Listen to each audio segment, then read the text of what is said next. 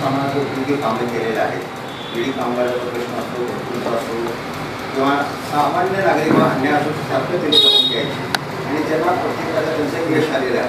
आता त्यांनी सर्वच पक्षाला वैतावलं.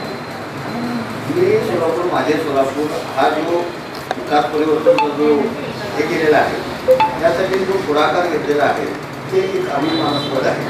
आणि दुसरी गोष्ट सांगायची की आता नगरसेवक कुठेपासून द्या सगळे म्हणजे विधी बघत आहे, कारण का त्यांना लोकांचं घेणे देणं काहीही नाही. त्यांनी फक्त आपली खळगी भरायचं आपणच मोठे व्हावं ह्याच उद्देशानं नगरसेवक खातं उतरत आहे. तरी त्यांना आपल्या नागरिकांचं, सर्वसामान्य नागरिकांचं यांना काही घेणं देणं नाही यावर सिद्ध होतं. हे माझं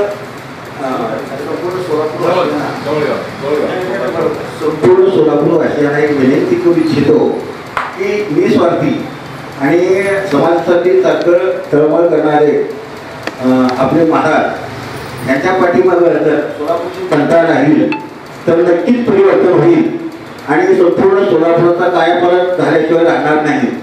आणि मला एक सांगायचं होते की आता सध्या 70 वर्षापासून आपण बघत आलो, कोणावर मला आरोप करायचं नाही, परंतु सगळेजण फक्त एक प्रकारचा धंदा करून ठेवले.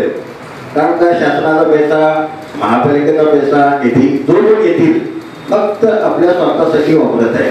मला सांगायचं एवढंच आहे की आता कारुपुरी महाराजच्या पाठीमागे अनेक सामाजिक संस्था, उद्योजक, आता जो उदाहरण बघा पुण्यामध्ये एक उद्योजक, मोठे उद्योजक आपले सोलापूरचे आहेत, त्यांनी संपूर्ण पाठिंबा देऊ शकतो. मग आपण का देऊ नये? तर माझी एवढी सोलापूरला एक विनंती आहे की असल्या निस्वार्थी माणसाच्या पाठीमागं आपण उभे राहिला तर नक्कीच सोलापूरचा विकास होईल व संपूर्ण सोलापूरचा शहराचा कायापालट झाल्याशिवाय राहणार नाही.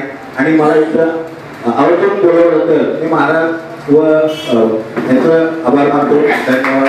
जय